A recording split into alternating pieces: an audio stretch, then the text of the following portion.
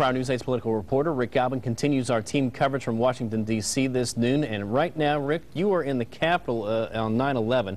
Now you're there. Can you tell us what the atmosphere is like today?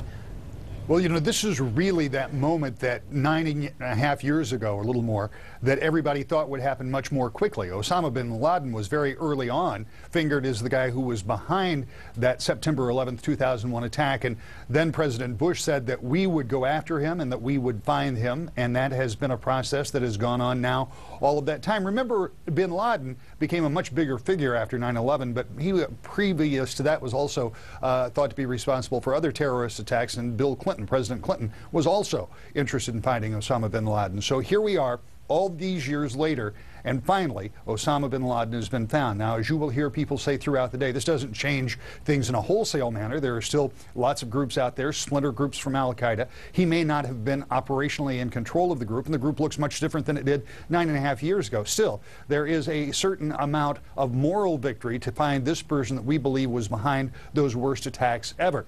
There are also some questions, and earlier today, Senator Carl Levin, chairman of the Armed Services Committee, was asked about the role that Pakistan played, and given the role they played, given the fact that apparently bin Laden was in that country for such a long time, are there any questions they have to answer now? Well, I think that the Pakistani Army and intelligence have a lot of questions to answer. Given the location, the length of time, and the apparent fact that this facility was actually built for bin Laden, and its closeness to the central location of the Pakistani Army. So I think the Army and the intelligence of Pakistan have plenty of questions that they should be answering, and hopefully they're being asked by the Pakistani government.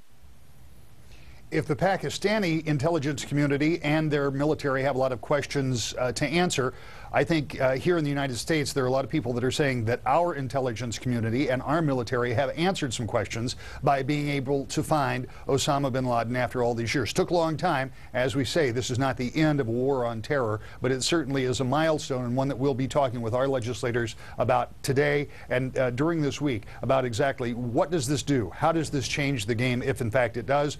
And where do we go next in what has been nearly a decade-long war on terror? We're in Washington, where we will bring you continuing reports. We'll be live here, as we are now, on Capitol Hill. I'm Rick Albin. Back to you.